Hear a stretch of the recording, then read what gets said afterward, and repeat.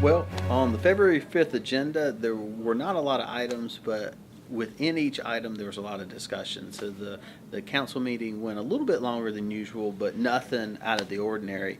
We started off with citizens' comments. Ms. Floyd went into talking about a problem that's been plaguing the county for a long time, and that's litter and trash. And it's not an easy solution, but we talked about different solutions, and I think it's going to be something to talk about moving forward and trying to find different avenues we can curb that. We then went into two different segments that involved economic development with Orion Rugs. It was a procedural matter that really cleaned up the way it was structured about 20 years ago to a new structure that they're doing now that will allow them to keep expanding and providing jobs to the county. From that, we had a couple of items that were pretty routine with some rezoning. We also had an item that brought a lot of discussion in regards to a road closure. It was ultimately denied, but the councilman's district who it was in decided to meet with the citizens at a later date, and there could be a solution forthcoming. I reported on the subcommittee of the finance that we met last week, and we approved some purchases from the county. We also approved reorganizing the way the museum stores ran. We looked at the challenges of the budget in the upcoming year and the calendar moving forward. Mention that to people because everybody's going to, they don't think about it now, but we're already in the budget season for the county. What are some of the challenges for the?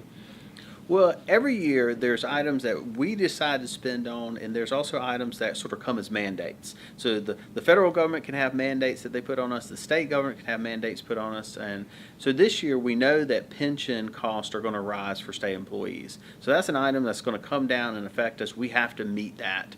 Every year we have capital requirements, maintenance on the buildings, maintenance at the jail. We can delay some of those, we can spread them out, but at a certain point you have to meet those. We've acquired the TTI building on 28 Bypass. Ultimately, we're going to try to consolidate some county functions there, but the timing of that will allow us to have to spend some money and also get back some money. So from a budgetary standpoint, we want to make sure we give ourselves enough cushion to make that happen. And probably one of the biggest things I was concerned about is we made an obligation to the personnel last year that we would meet pay bands at certain levels that were recommended by a study that we did, and the second phase of that would come. But budget starts in the February timeframe because the county works on a July 1 beginning fiscal year. So we'll start the budget process now, and it'll go through many steps, but ultimately we'll have third reading and vote on it before July 1.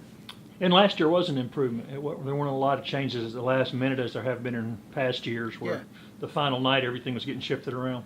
Yeah, we're trying to take a methodical, transparent approach where maybe we'll have additional meetings along the way that some would argue that we don't need to have, but it allows everybody to give input. It allows everybody to give discussion along the way, whether it's council members or the division heads or the public, so that when we get to June, that there can still be robust discussion, there can still be requests to change things at the end, but hopefully the majority of it we've already gone through and we've hit on all the topics. And finally, everybody always asks about the executive session. Anderson County Attorney Leon Harmon told me that no action or anything was taken on the Joey Preston case tonight. Yeah, we received information from the lawyers. No action was taken. I think there was, like always in these cases, there's always more forthcoming information. We did take action on a couple of things from personnel issues that are in executive session because you don't want to be talking about individuals' personal business in the public, but and with the disposition of property, we talked about that and made motions out of executive session also. And tell people why it would be worthwhile at least once in a while to come out to the county council meetings. I think folks would be surprised at some of the things that we do that affect their everyday lives. Now, one of the clarifications I make to folks all the time is we don't have control of the school system. The school system is its own entity. They have their own taxing authority. But outside of that, whether it's your sewer, it's your road infrastructure, it's your police, it's your EMS, some of these core functions that we rely on every day, I know myself included, you take for granted that are there, but whether you call 911 or or decide to drive downtown, you expect things to be appropriate. We're handling them at council, and so we encourage folks to come out. Some things are routine, but periodically we have some things that really affect people's lives, and we enjoy the input because we try to talk to as many folks as we can, but if folks aren't talking to us, we don't always, get every perspective.